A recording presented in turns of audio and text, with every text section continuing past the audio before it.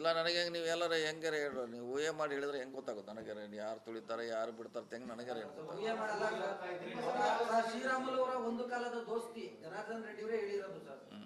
ಅವರು ಕಾಸ ಇದ್ರು ನೋಡಿ. ಅದು ಈಗ ಯಾರ ನಮ್ಮ ವಿರುದ್ಧ ಯಾರ ತರಬೇಕಾದ್ರೆ ಅದನ್ನು ಆಟೋಮೆಟಿಕ್ ಆಗಿ ಹಂಗೆ ವ್ಯಾಖ್ಯಾನ ಬಂದೇ ಬರ್ತೀವಿ. ನಮ್ಮ ವಿರುದ್ಧ ಅಂತ ಬರೋಲ್ಲ. ಅದಕ್ಕೆ ನಮ್ಮ ವಿರುದ್ಧ ಯಾಕೆ ಬರ್ತಾರೆ ಅವರು? ಬರ್ಬೇಕಾದ್ರೆ ಒಂದು ಪಕ್ಷಕ್ಕೆ ಬರ್ತಾರೆ ಅಷ್ಟೇ ರೀ.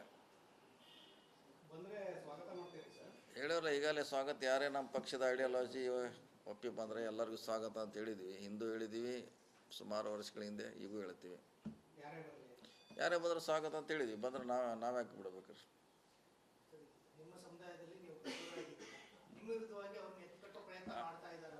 ಅದೇ ಹಂಗಂದಾಗ ನಮ್ಮ ವಿರುದ್ಧ ಅಂತ ಹೆಂಗೆ ಹೇಳ್ತೀರಿ ನೀವು? ಹೆಂಗೆ ವ್ಯಾಖ್ಯಾನ ಮಾಡೋರು ನಮ್ಮ ವಿರುದ್ಧ ಅಂತ? ಹಂಗೇನಿಲ್ಲ.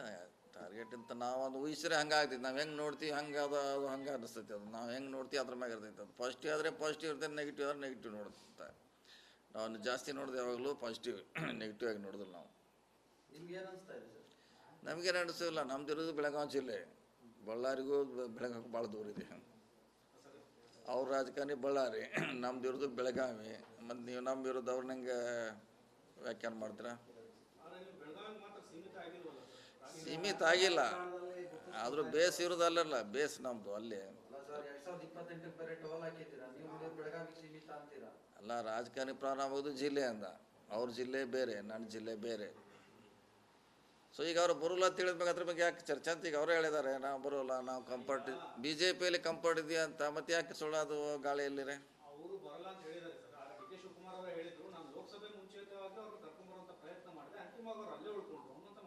ಅದು ಅವಾಗ ಮಾಡಿರ್ಬೋದು ರೀ. ಅವಾಗ ಬಂದಿದ್ರೆ ನಮಗೆ ಲಾಭ ಆಗ್ತೈತೆ ಲೆಕ್ಕಾಚಾರ ಮಾಡಿರ್ಬೋದು. ಈಗ ಎಲೆಕ್ಷನ್ ಮುಗೋದು ಹೋಗಿದೆ, ಚುನಾವಣೆ ಆಗಿದೆ. ಸೊ ಎಲ್ಲರೂ ಮುಂಚೆ ಭಾಳಷ್ಟು ಜನನ ಆಹ್ವಾನ ಮಾಡಿದ್ರು ಅವರು. ಸೊ ಬಂದಿರಲಿಕ್ಕಿಲ್ಲ. ಸೊ ಈಗ ಮುಗಿದೋದು ಅಧ್ಯಾಯ ರೀ. ಮತ್ತು ಅದು ಯಾಕೆ ಈಗ ಚರ್ಚೆ ಮಾಡೋದು? ಈಗ ಅವ್ರು ಬರೋಲ್ಲ ಅಂತ ಹೇಳ್ಯಾರೆ, ಕ್ಲೋಸ್ ಆಯಿತು. ಅವರೇ ಸ್ವಂತ ಪಾರ್ಟಿನ ಹೇಳಿದ ಮ್ಯಾಗೆ ಮತ್ತೆ ಯಾಕೆ ಈಗ ಚರ್ಚೆ ರೀ?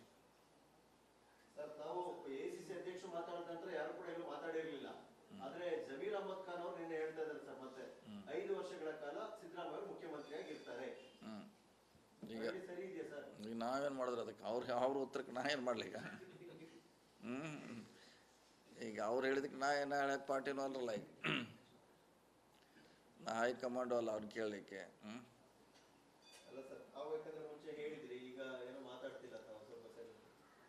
ಅದೇನು ಪ್ರಯೋಜನ ಇಲ್ಲ. ಏನು ಮಾತಾಡ್ರಿ? ಏನು ಅನಾವಶ್ಯಕ ಚರ್ಚೆಗೆ ಕಾರಣ ಅಷ್ಟೇ.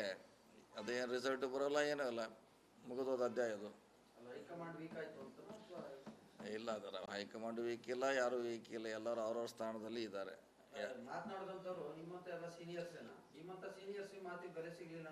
ಏನು ಮಾತಾಡೋ ಡೈಲಿ ಏನಂತ ಮಾತಾಡ್ರಿ ನೀವು ಹೈಕಮಾಂಡ್ ವಿರೋಧವಾಗಿ? ಅಲ್ಲ, ಡೈಲಿ ಹೇಳ್ಬೇಕಂತ ಹೇಳಿದ್ದಾರೆ. ದಿವಸ ಹೇಳ್ಬೇಕಂತ ಏನಿಲ್ಲ ಡಿಮಾಂಡ್ ನಮ್ಮದು.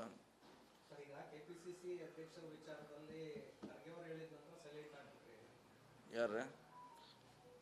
ಹೌದಾ? ದಿವಸ ಹೇಳೋದು ಅವಶ್ಯಕತೆ ಇಲ್ಲ. ಅದು ಒಂದು ಕಡೆ ಹೇಳಿರಾಯ್ತು. ಈಗ ನಾವು 31 ಜಿಲ್ಲೆಗೆ ಹೋದ್ರೆ ಅದನ್ನ ಪ್ರಶ್ನೆ ಕೇಳ್ತಾರೆ. ಒಂದು ಕಡೆ ಹೇಳಿಸಿ ಒಂದೇ ಹೇಳಿರ್ತೀವಿ ನಾವು. ಅವ್ರು ಅಂತಾರೆ ಇದು ಹೊಸದು ನಮಗಂತ ಅವ್ರು ಕೇಳ್ತಾರೆ. ನಾವೇನು ಮಾಡ್ಬೇಕೀಗ? ನಮ್ಮ ಸಮಸ್ಯೆ ಅದು. ಈಗ ನಿಮ್ಮ ಸಮಸ್ಯೆ ಫಸ್ಟ್ ನೀವು ಹತ್ತೀರಿ. ನಾವೆಲ್ಲ ಜಿಲ್ಲೆ ಹೋದಾಗ ಇದ್ರೆ ಕೇಳ್ತಾರೆ ಅವರು. ಅದು ಹೈಕಮಾಂಡ್ಗೆ ಇರುಸು ಮುರುಸು ಆಗ್ತೈತೆ. ಅದು 8 ದಿವಸ ಇದನ್ನ ಹೇಳ್ಕೊತಾ ಹೇಳ್ತಾರೆ ಅಂತ ಅವ್ರು ಅಂತಾರೆ. ನೀವು ಮತ್ತೆ ಅವ್ರು ಬಿದಾರ್ದವ್ರು ಅಂತಾರೆ, ನಾವು ಫಸ್ಟ್ ಟೈಮ್ ಕೇಳಿವಂತ ಅವ್ರು ಅಂತಾರೆ. ಈಗ ನಾವು ಮಧ್ಯೆ ಸಿಕ್ಕೊಂಡು ನಾವು ಒದ್ದಾಡ್ದಾಗೈತಿ.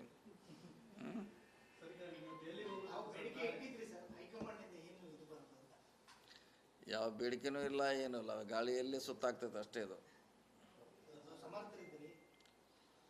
ಈಗ ಆ ಥರ ಕಾಲು ಬಂದಿಲ್ಲ, ಚರ್ಚೆನೂ ಅನಾವಶ್ಯಕ. ಬಂದಾಗ ಮಾತಾಡೋಣ ಅದ್ರ ಬಗ್ಗೆ. ಇಲ್ಲ, ಅದು ಇನ್ನೂ ಡೇಟ್ ಫಿಕ್ಸ್ ಆಗಿಲ್ಲ. ಮುಂದೆ ಹೋಗಿದ್ದಾರೆ. 29 ಇನ್ನೂ ಫಿಕ್ಸ್ ಆಗಿಲ್ಲ ಡೇಟು. CM ಅವ್ರು ಡೇಟ್ ಕೊಟ್ಟ ಮ್ಯಾಗೆ ಓಪನಿಂಗು. ಮೋಸ್ಟ್ಲಿ ಚುನಾವಣೆ ಮುಗಿದ ಮೇಲೆ. ಅಲ್ಲ, ಚುನಾವಣೆ ಬಹುಶಃ ಅದು ನಮ್ದು ಈ ಡೇಟೇ ಮುಂದೋಗಿದ್ರಲ್ಲ ಈಗ ಉದ್ಘಾಟನೆ.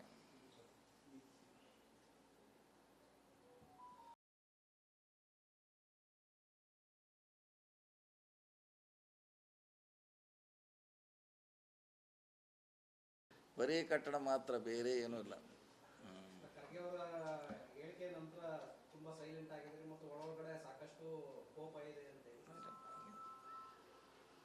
ನೋಡಿ ನಮ್ಮ ಮಿತಿಯೊಳಗೆ ಮಾತಾಡಬೇಕಾಗ್ತೈತೆ, ದಿವಸ ಅದನ್ನೇ ಮಾತಾಡಿದ್ರೆ ಸರಿ ಆಗೋಲ್ಲ. ಒಂದು ಸಾರಿ ನಮ್ಮ ವಿಚಾರಗಳನ್ನ ಹೇಳಿದ ಮ್ಯಾಗೆ ಓಕೆ ಹೇಳಿಬಿಟ್ಟಿದೆ, ಅವ್ರಿಗೂ ಗೊತ್ತಿದೆ, ಎಲ್ಲರಿಗೂ ಗೊತ್ತಿದೆ. ಪದೇ ಪದೇ ಹೇಳೋದ್ರಲ್ಲಿ ಸರಿ ಇರೋಲ್ಲ. ಕೆಪಿಸಿಸಿ ಅಧ್ಯಕ್ಷರ ವಿಚಾರದಲ್ಲಿ ಯಾವುದೇ ಸ್ಟೇಟ್ಮೆಂಟ್ ಇಲ್ಲ ಈಗ. ಎದಕ್ಕೆ ಕೊಡ್ಬೇಕು ರೀ, ಎದಕ್ಕೆ ಕೊಡ್ಬೇಕು ಹೇಳ್ರಿ. ಅನಾವಶ್ಯಕ ಇದೆ ಇಲ್ಲವೇ ಇಲ್ಲ, ಪ್ರಶ್ನೆ ಇಲ್ಲ ಅದು. 2028ಕ್ಕೆ ಸಿಎಂ ಆದಾಗಷ್ಟೇ ನಿಮ್ಮ ಡಿಮ್ಯಾಂಡ್ ಸರ್. ಈಗ ಅದಾಯ್ತು ಸರ್, ಜಿಲ್ಲಾಧ್ಯಕ್ಷರ ನೇಮಕಕ್ಕೆ ಏನಾಯ್ತು ಸರ್? ಅದು ಹೈಕಮಾಂಡ್ ಅವ್ರು ಮಾಡ್ಬೇಕು ರೀ. ಅವ್ರು ಲಿಸ್ಟ್ ಹೋಗಿ ಸುಮಾರು ದಿವಸ ಆಯಿತು, ಅವ್ರು ಮಾಡ್ಬೇಕು. ಅವರು ಅಲ್ಲಿ ಅವ್ರಿಗೆ ಇದ್ದವ್ರ ಅಧ್ಯಕ್ಷ ಇದ್ದೇ ಇರ್ತಾರೆ, ಅಲ್ಲಿ ಪ್ರಶ್ನೆ ಏನಾಯ್ತು? ಪದೇ ಪದೇ ಹೇಳ್ತಾನೆ ಇದ್ರಿ, ನಾವು ಕೇಳ್ತಾನೆ ಇದ್ದೀವಿ, ಮಾಡೋಕ್ಕಾಗ್ತಿಲ್ಲ ಅಂತ. ಮಾಡೋಕ್ಕಾಗ್ತಾ ಇರೋದು ಅಲ್ಲಿ ಅವ್ರಿಗೆ ಇದ್ದ ಅಧ್ಯಕ್ಷರು ಇರ್ತಾರೆ. ಅದು ಇನ್ನೂ ಒಂದು ವರ್ಷ ಬಿಟ್ಟು ಆಗ್ಬೋದು, ಅದಕ್ಕೇನು ಸಮುದ್ರ. ಈಗ ಅಲ್ಲಿ ಅವ್ರಿಗೆ ಇದ್ದ ಅಧ್ಯಕ್ಷ ಮುಂದುವರಿತಾರೆ, ಕೆಲಸ ಅಂತ ನಡ್ತಾನೆ ಇರ್ತೀವಿ, ಕೆಲಸದೇನು ಸಮಸ್ಯೆ ಇಲ್ಲ. ಅದು ಯಾವಾಗ ಇನ್ನು ಇವತ್ತು ಮಾಡ್ಬೋದು, 6 ತಿಂಗಳು ಬಿಟ್ಟು ಮಾಡ್ಬೋದು. ಇವತ್ತು ಮಾಡ್ಬೇಕಂತೇನಿಲ್ಲ, ಅದು ಯಾವಾಗ ಮಾಡ್ಬೇಕು ಅನ್ನೋದು ವರಿಷ್ಠರಿಗೆ ಬಿಟ್ಟದ ವಿಚಾರ. ಈಗ 2028ಕ್ಕೆ ಸಿಎಂ ಅಂತೇಳಿ ಸ್ಟೇಟ್ಮೆಂಟ್ ಕೊಟ್ಬಿಟ್ಟಿದ್ರಿ ಹಿಂದೆ, ಈಗಲ್ಲ. ಈಗ ಅದಕ್ಕೆ ಬೇಕಾದಂಥ ತಯಾರಿ ಒಳಗಡೆ ಮಾಡ್ಕೊಳ್ತಾ ಇದ್ದೀರಿ ಅಂತ ಹೇಳಿ ಸರ್. ಅದೇನೋ ಟ್ರೈನಿಂಗ್ ಸೆಂಟರ್ಗಳು ಇದು ಎಲ್ಲ ಮಾಡ್ತಾ ಇದ್ದೀರಿ.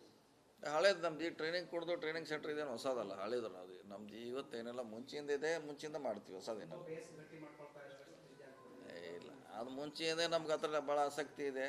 ಅದಕ್ಕೆ ಚೇರ್ಮನ್ ಕೂಡ ನಾನು ಮಾಡಿದ್ದಾರೆ, ಪಾರ್ಟಿಯಲ್ಲಿ ಕೂಡ ಚೇರ್ಮನ್ ಇದ್ದೀನಿ. ಅದಕ್ಕೆ ನಾನು ಟ್ರೈನಿಂಗ್ ಕೊಡುವಂಥ ಒಂದು ಇದಕ್ಕಿದು ಅದೇ RSS ಮಾದರಿಯಲ್ಲೇ ಬೂತ್ ಮಟ್ಟದಲ್ಲಿ ಈಗೆಲ್ಲ ಹೊಸ ಹಳೆ ಕಾಣಿಸ್ತದೆ. ವೇದಿಕೆಯ ಮೂಲಕ ಪಕ್ಷವನ್ನು ಸಂಘಟನೆ ಮಾಡಬಹುದು.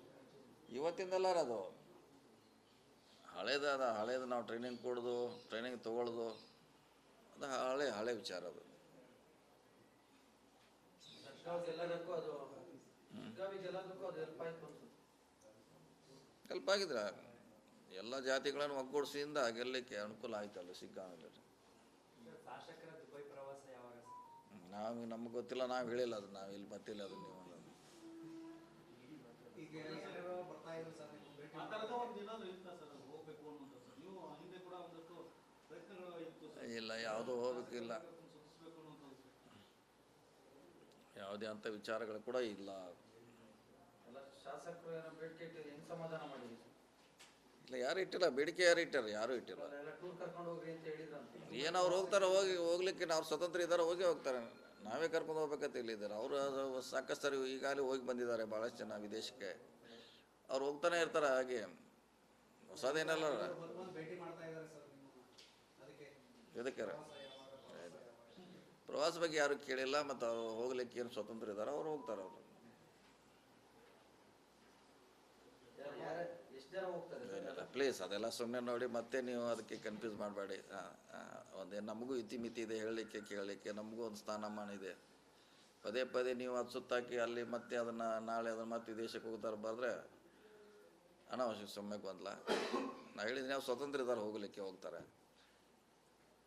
ಸರ್, ಉತ್ತರಾಖಂಡಲ್ಲಿ ಏಕರೂಪ ನಾಗರಿಕ ಸಂಹಿತೆ ಜಾರಿ ತಂದ್ರೆ ಇವತ್ತಿನ ಕಾಂಗ್ರೆಸ್ ಸ್ಟ್ಯಾಂಡ್ ಅಥವಾ ಸರ್ಕಾರ ಸ್ಟ್ಯಾಂಡ್ ಏನು ಸರ್ ರಾಜ್ಯದಲ್ಲಿ? ಅಲ್ಲ, ತರಲಿಕ್ಕೆ ಅದು ಕೇಂದ್ರಕ್ಕೆ ಅಧಿಕಾರ ಇದೆಲ್ಲ, ರಾಜ್ಯಕ್ಕಿಲ್ಲ. ಹೆಂಗೆ ರಾಜ್ಯದವ್ರು ಹೆಂಗೆ ಮಾಡೋರು? ಅವ್ರು ಇಂಪ್ಲಿಮೆಂಟ್ ಮಾಡ್ಕೊಂಡಿದ್ದಾರೆ ಉತ್ತರಾಖಂಡ. ಹೆಂಗೆ ಮಾಡ್ತಾರೆ ಅನ್ನೋದು ಪ್ರಶ್ನೆ ಅಲ್ಲ. ರಾಜ್ಯಕ್ಕೆ ಅಧಿಕಾರ ಇಲ್ಲ, ಅದು ಕೇಂದ್ರಕ್ಕೆ ಅಧಿಕಾರ ಇದೆ, ಪಾರ್ಲಿಮೆಂಟ್ಗೆ ಅಧಿಕಾರ ಇದೆ, ಅವ್ರು ಮಾಡಬೇಕಲ್ಲ. ಇದ್ರ ಜೊತೆಗೆ ಸರ್, ಹೀಗೆ ಮಹಾಕುಂಭ ಮೇಳದಲ್ಲಿ 501 ಪುಟಗಳ ಸಂವಿಧಾನ, ಹಿಂದೂ ಸಂವಿಧಾನವನ್ನು ಜಾರಿಗೆ ತರ್ತೀವಿ. ಅದೇ ಹೇಳಿದ್ರಲ್ಲ, ಇಲ್ಲಿ ಮಾಡ್ಲಿಕ್ಕಾಗಿ ಯಾವುದೋ ಒಂದು ಪರಿಷತ್ನಲ್ಲಿ ವೇದಿಕೆಯಲ್ಲಿ ಹೇಳಿದ್ರೆ ಆಗೋಲ್ಲ. ಅದು ಪಾರ್ಲಿಮೆಂಟ್ ಇದೆ, ನಮ್ಮದು ಪಾರ್ಲಿಮೆಂಟಲ್ಲಿ ಆಗಬೇಕಾಗ್ತದೆ. ಈಗೆಲ್ಲರೂ ತಮ್ಮ ಮಾಡಿ ತಾವು ಹೇಳ್ತಾರೆ, ಇಂಥ ಸಾಕಷ್ಟು ಹೇಳ್ತಾರೆ. ಅವ್ರದ್ದು ಪಾರ್ಲಿಮೆಂಟು ಕಾಯ್ದೆ ಇದೆ, ಕಾನೂನಿದೆ, ಲೋಕಸಭಾ ಸದಸ್ಯರ ಸಮ್ಮುಖದಲ್ಲಿ ಪಾಸ್ ಆಗಬೇಕಾಗ್ತದೆ. ಸೊ ಅಲ್ಲಿ ಅವ್ರಿಗೆ ಯಾರೋ ಏನು ಹೇಳಿದ್ರು ಅದು ಕಾಯ್ದೆ ಆಗೋಲ್ಲ, ಕಾನೂನು ಆಗೋಲ್ಲ. ಸರ್, ಸರ್ಕಾರಿ ಗುತ್ತಿಗೆಯಲ್ಲಿ ಸರ್ ಮುಸ್ಲಿಮರಿಗೆ 4% ಮೀಸಲಾತಿ ಕೊಡಬೇಕು ಅನ್ನೋ ವಿಚಾರ ಮುಂಬರೋ ಕ್ಯಾಬಿನೆಟ್ಗೆ ಬರುತ್ತೆ ಅನ್ನೋದು. ಅಲ್ಲ, ಅದು ಯಥಾಸ್ಥಿತಿ ಮುಂದುವರೆದಿದೆ. ಹಿಂದೆ BJP ಅವರೇ ಮುಂದುವರಿಸಿದ್ದಾರೆ ಅದನ್ನ. ಅವರು ಸುಪ್ರೀಂ ಕೋರ್ಟಿಗೆ ಅವರೇ ಬರೆದು ಕೊಟ್ಟಿದ್ದಾರಲ್ಲ, ಯಥಾಸ್ಥಿತಿ ಮುಂದುವರಿಸ್ತೇವೆ ಅಂತ. ಹಿಂಗಾಗಿ ಅದೇ ಮುಂದುವರಿತಾ ಇದ್ದಾರೆ. ಕಾಮಗಾರಿಗಳಿಲ್ಲ ಮೀಸಲಾತಿಯಲ್ಲಿ. ಯಾರು ಹೇಳಿಲ್ಲ, ಅದು ಮಾಡುವಂಥ ವಿಚಾರ ಕೂಡ ಇಲ್ಲ, ಮಾಡಿಲ್ಲ. ಅದು ಎಲ್ಲಿ ಪ್ರಸ್ತಾಪ ನಮ್ಮ ಮುಂದೆ, ಬಹುಶಃ ಸರ್ಕಾರ ಮುಂದೆ ಇಲ್ಲ. ಅದು ಹೇಳಿರ್ಬೋದು, ನೀವು ಹೇಳಿರ್ಬೋದು, ಆದರೆ ಸರ್ಕಾರ ಮುಂದೆ ಪ್ರಸ್ತಾಪ ಇಲ್ಲ. ಅದನ್ನು ಮಾಡಬೇಕಾದ್ರೆ ಮುಖ್ಯಮಂತ್ರಿಗಳು ಅವ್ರ ನಿರ್ಧಾರ ಮಾಡಬೇಕು. ಸರ್ಕಾರ ನಿಲುವು ನಮ್ಮ ನಿಲುವು ಅದು ಮುಖ್ಯಮಂತ್ರಿಗಳು ಮಾಡಬೇಕು, ಕ್ಯಾಬಿನೆಟ್ ಡಿಸಿಷನ್ ತೊಗೋಬೇಕು. ಕ್ಯಾಬಿನೆಟ್ ಡಿಸಿಷನ್ ಏನಾಗ್ತೈತಿ ಎಲ್ಲರೂ ಅದಕ್ಕೆ ಬದ್ಧರಾಗಿರ್ತೀವಿ. ಈ ಕ್ಯಾಬಿನೆಟ್ ಅಲ್ಲಾದ್ರೂ ಗೊತ್ತದ ಸರ್ ಈಗ ನೋಡಬೇಕು. ಲಾಸ್ಟ್ ಟೈಮೇ ಬರಬೇಕಾಯ್ತು, ಬರ್ದಿಲ್ಲ, ಅದು ಗೊತ್ತಿಲ್ಲ. ಅದು ಯಾವಾಗ ಸಿ ಎಮ್ ಅವ್ರು ತರಬೇಕು ಅಷ್ಟೇ, ಅದು ಅವ್ರಿಗೆ ಬಿಟ್ಟಂಥ ವಿಚಾರ. ಅದು ನೀವು ಡಿಮ್ಯಾಂಡ್ ಮಾಡೋದು ಕಮ್ಮಿ ಆಯ್ತಾ ಅಂತ ಸರ್? ಏನಂದ್ರೆ ಆಸಕ್ತಿ ತೋರಿಸ್ತಾ ಇಲ್ಲ. ನಾವೇನು ಡಿಮ್ಯಾಂಡ್ ಮಾಡಬೇಕಿಲ್ಲ, ಬಂದಾಗ ಬರಲಿ, ಏನು ಅದೇನು ಅರ್ಜೆಂಟ್ ಏನು. ಯಾವಾಗ ಸಿ ಎಮ್ ಅವರು ಕ್ಯಾಬಿನೆಟ್ ತರ್ತಾರೆ ಆವಾಗ ಒಂದು ಚರ್ಚೆ ಮಾಡಬೇಕಾಗುತ್ತೆ. ಸೊ ಬಂದಾಗ ಅದ್ರ ಬಗ್ಗೆ ಚರ್ಚೆ ಮಾಡ್ತೇವೆ, ಬರಲಿ, ಬಂದಾಗ ಚರ್ಚೆ ಮಾಡ್ತೀವಿ. ಓಕೆ ರೀ. ಯಾವ್ದು ಎಲ್ಲಿ ಯಾವುದ್ರಿ? ಅದನ್ನು ಇವ್ರು ಕೇಳಬೇಕಲ್ಲ, ನೀವು ಹೋಮ್ ಮಿನಿಸ್ಟರ್ ಕೇಳ್ಬೇಕಂತ ಹೇಳಿದ್ವಿ. ಅವರು ಅದಕ್ಕೆ ಹೆಡ್ ಅವರು ನಾವು ಮೆಂಬರ್ ಅಟ್ಟೆ, ಅದಕ್ಕೆ ನಾವು ಹೆಡ್, ಚೇರ್ಮನ್ ಅಲ್ಲ. ನಾವು ಊಟ ಇಟ್ಟರೆ ಸರಿ ಆಗುತ್ತೆ ಸರ್. ನಾವು ಅದಕ್ಕೆ ಸದಸ್ಯರು. ಅಧ್ಯಕ್ಷರಿಗಿಂತ ಸದಸ್ಯರು ಊಟಕ್ಕೆ ಇಷ್ಟ ಆಗುತ್ತೆ ಸರ್. ಅವ್ರು ಯಾವಾಗ ಇರ್ತಾರೋ ಹೋಗ್ತೀವಿ. ನಮ್ದೇನು, ನಾವೆಲ್ಲ ನಮ್ದು ಯಾವಾಗ ಏನು ಪ್ರಶ್ನೆ ಇದೆ. ಅವ್ರು ಯಾವಾಗ ಇರ್ತಾರೋ ಅವಾಗ ಹೋಗ್ತೀವಿ ಅಷ್ಟೇ. ನಮ್ದೇನು ಹತ್ರ ಏನು ವಿಶೇಷ ಏನಿಲ್ಲ. ಈಗ ರಾಜ್ಯಾದ್ಯಂತ ಪ್ರಮುಖ ರಸ್ತೆಗಳು ಲೋಕೋಪಯೋಗಿ ಇಲಾಖೆಗಳು ಡ್ಯಾಮೇಜ್ ಆಗ್ತಾ ಇದೆಯಲ್ಲ ಸರ್, ಈಗ ಅನುದಾನ ಮಾಡಿದ್ರೆ ನೀವು ಹೋಗಿ ನೋಡ್ಬೇಕ್ರಿ. ಅದಕ್ಕೆ ಹೇಳ್ತೀವಿ ಎಲ್ಲ ಕಡೆ. ನಾನು ಖುದ್ದಾಗಿ ಅದಕ್ಕೆ ಜಿಲ್ಲಾ ಪ್ರವಾಸ ಅದಕ್ಕೆ ಮಾಡೋ ಉದ್ದೇಶ. ಎಲ್ಲ ಕಡೆ ಡಿಸೆಂಬರ್ 30ಕ್ಕೆ ಮುಗಿಸಿದ್ದೀವಿ.